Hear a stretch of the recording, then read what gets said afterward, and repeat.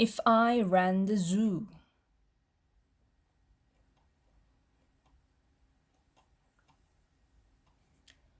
It's a pretty good zoo, said young Gerald McGrew, and the fellow who runs it seems proud of it too.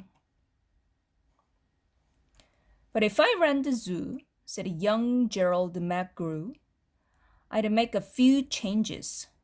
That's just what I'd do. The lions and tigers and that kind of stuff they have up here now are not quite good enough. You see things like these in just any old zoo. They're awfully old-fashioned. I want something new.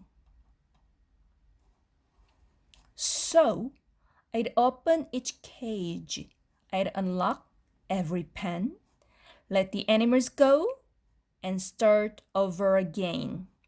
And somehow or other, I think I could find some beast of a much more unusual kind. A four-footed lion's not much of a beast. The one in my zoo will have 10 feet at least. 5 legs on the left and 5 more on the right.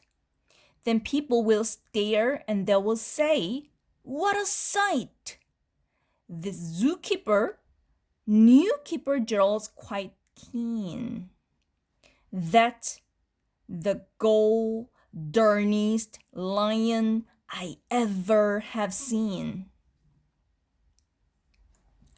My new zoo, McGrew Zoo, will make people talk. My new zoo, McGrew Zoo, will make people gawk at the strangest odd creatures that ever did walk.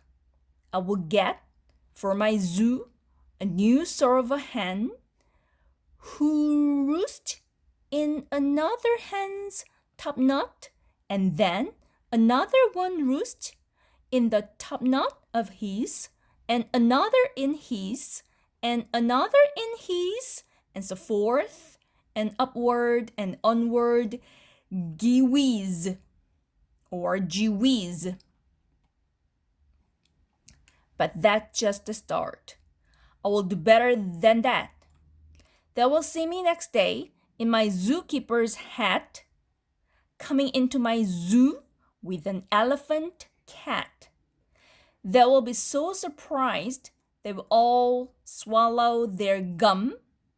They will ask, when they see my strange animals come, where do you suppose he gets things like that from? His animals all have such very old faces. I'll bet he must hunt them in rather all odd places.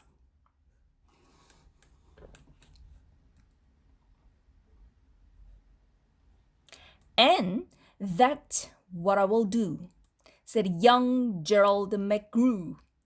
If you want to catch beasts you don't see every day, you have to go places quite out of the way. You have to go places no others can get to. You have to get cold, and you have to get wet too. Up past the North Pole, where the frozen winds squeal. I will go and I will hunt in my Skeagle mobile and bring back a family of what do you know? And that's how my new zoo, McGrew Zoo, will grow. I will hunt in the mountains of Zombamatant with helpers who all wear their eyes at a slant and capture a fine fluffy bird called the bustard who only eats custard with sauce made of mustard, and also a very fine beast called the flustered who only eats mustard with sauce made of custard. I'll catch them in caves and I'll catch them in brooks. I'll catch them in crannies. I'll catch them in nooks that you don't read about in geography books. I'll catch them in countries that no one can spell, like the country of Motafapotafapel. In a country like that, if a hunter is clever, he will hunt up some beast that you never saw ever.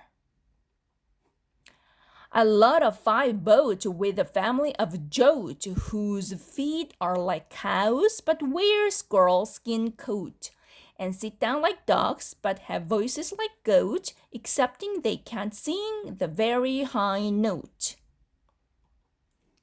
And then I'll go down to the walls of Nantucket and capture a family of lunks in a bucket.